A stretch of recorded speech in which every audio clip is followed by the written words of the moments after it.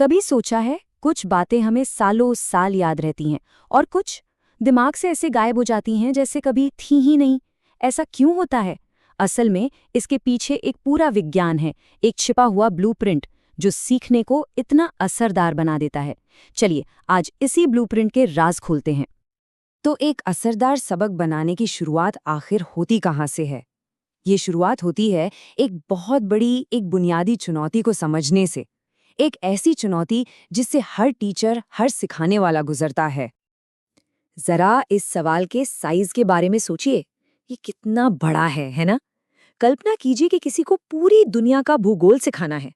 पहाड़, नदियां, देश, उनका मौसम। अरे इतनी सारी जानकारी आखिर शुरू कहाँ से करें? ये वाकई एक बहुत बड़ी चुनौती है। तो फिर इसका हल क्या है? हल इस बात को समझने में है कि अच्छा सिखाना सिर्फ जानकारी या फैक्ट्स किसी के सामने परोस देना नहीं है। नहीं, ये तो एक कला है, एक विज्ञान है, एक ऐसा क्राफ्ट जिसे बड़ी बारीकी से डिज़ाइन किया जाता है ताकि मुश्किल से मुश्किल बात भी आसानी से समझ आ जाए और हमेशा के लिए याद भी रहे। तो इस बड़ी चुनौती से निपटने का रास्ता क्या है? देखिए, इसका हल कुछ बहुत ही बुनियादी, कुछ सुनहरे नियमों में छिपा है। इन्हें आप वो नींव के पत्थर समझ सकते हैं जो किसी भी अच्छे लेसन के लिए एक गाइड का काम करते हैं। हर बेहतरीन लेसन एक ब्लूप्रिंट को फॉलो करता है, और ये जो नियम है ना, ये कोई बोरिंग थ्योरी नहीं है, बल्कि ये सीखने को दमदार बनाने की एक सीक्रेट रेसिपी की तरह है। तो चलिए देखते हैं कि इस रेसिपी में क्या-क्या है। हमारा जो सोर्स मटेरियल है, वो सिखाने के कई सारे मुख्य सिद्धांत बताता है। अब इन सब को आसानी से समझने के लिए हमने सबसे ज़रूरी सिद्धांतों को 3 खास ग्रुप्स में बांट दिया है। तो हमारा पहला ग्रुप है इंगेजमेंट, यानी जुड़ाव के सिद्धांत। मतलब सीखने वाले का ध्यान कैसे खींचा जाए और बनाए रखा जाए। इसमें सबसे पहले आता है मोटिवेशन, यानी प्रेरणा, अंदर से सीखने की एक आग जगाना। फिर आता है एक्टिविटी का सिद्धांत, मतलब सीखना सिर्फ सुनने से नहीं होता, बल्कि कुछ करने से होता है, लर्निंग बाय डूइंग। और इस ग्रुप में तीसरा है इंटरेस्ट, यानी रुचि। जो भी सिखाया जा रहा है उसे सीखने वाले की अपनी पसंद और दुनिया से जोड़ना।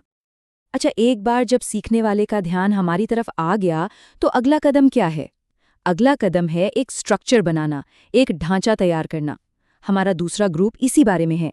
देखिए, सबसे पहले तो हर लेसन का एक डेफिनेट एम, यानी एक पक्का लक्ष्य होना चाहिए। भाई, जब मंजिल साफ हो तो रास्ता भी साफ नजर आता है।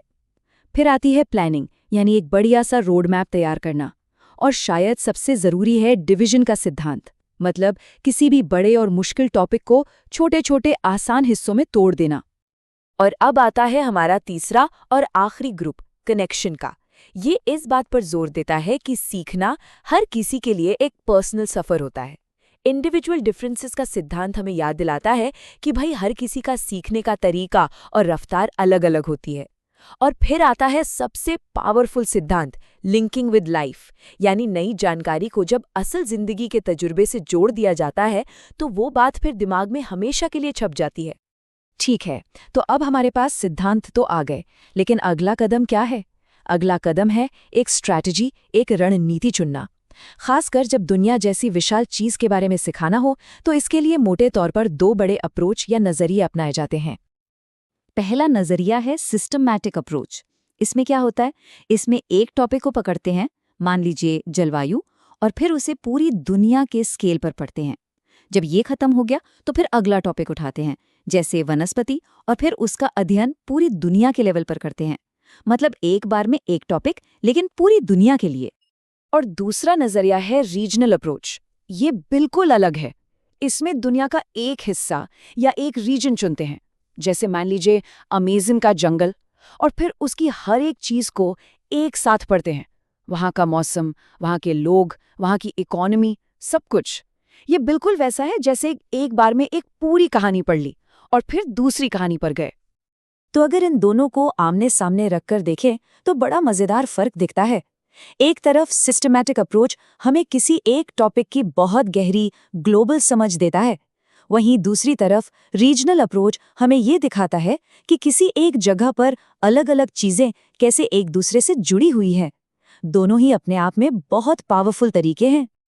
चलिए अब तक हमने सिद्धांत भी देख लिए और नजरिए भी समझ लिए, पर अब सवाल उठता है कि क्लासरूम के अंदर असल में करना क्या है, मतलब एक्शन कैसे लेना है। यहीं पर काम आती हैं सिखाने की अलग अलग विधियां, यानी टीचिंग मेथड्स।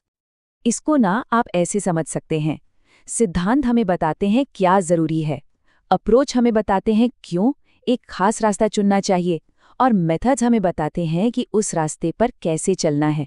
असल में ये वो फाइनल एक्शन प्लान है जो थ्योरी को हकीकत में बदल देते हैं। एक बहुत ही पावरफुल मेथड है प्रॉब्लम सॉल्विंग मेथड। चलिए एक उदाहरण लेते हैं।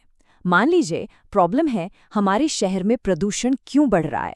तो सबसे पहले इस प्रॉब्लम को अच्छे से समझा जाएगा, फिर एक हाइपोथेसिस यानी एक अंदाज़ा लगाया जाएगा, फिर इस अंदाजे को टेस्ट करने के लिए डेटा जमा किया जाएगा और उस डेटा के आधार पर एक नतीजे पर पहुंचा जाएगा, और आखिर में जो भी हल निकला उसे परखा जाएगा। चलिए दो और बहुत पॉपुलर मेथड्स को देखते हैं। एक तरफ है हमारा जाना पहचाना लेक्चर मेथड। ये बड़ी क्लास के लिए बहुत एफिशिएंट है, पर इसमें सीखने वाला पैसिव हो सकता है। वहीं दूसरी तरफ है प्रोजेक्ट मेथड, जो करके सीखने को बढ़ावा देता है। लेकिन हाँ, इसमें टाइम बहुत लग सकता है। तो इससे एक बात तो साफ है, कोई भी मेथड अपने आप में बेस्ट नहीं होता। बेस्ट मेथड हमेशा सिचुएशन पर डिपेंड करता है। तो अब सवाल ये उठता है कि हम ये सब बातें कर क्यों रहे हैं, ये सब जानना इतना ज़रूरी क्यों है।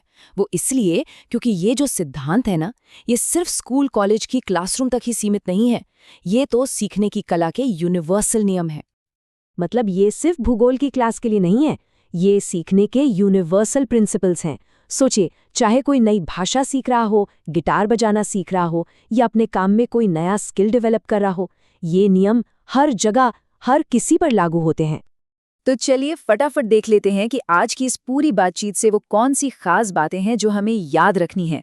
पहली, सीखना तब सबसे असरदार होता है जब उसका एक क्लियर गोल और एक अच्छा स्ट्रक्चर हो। दूसरी, बड़ी मुश्किलों को छोटे छोटे हिस्सों में तोड़ना ही समझदारी है।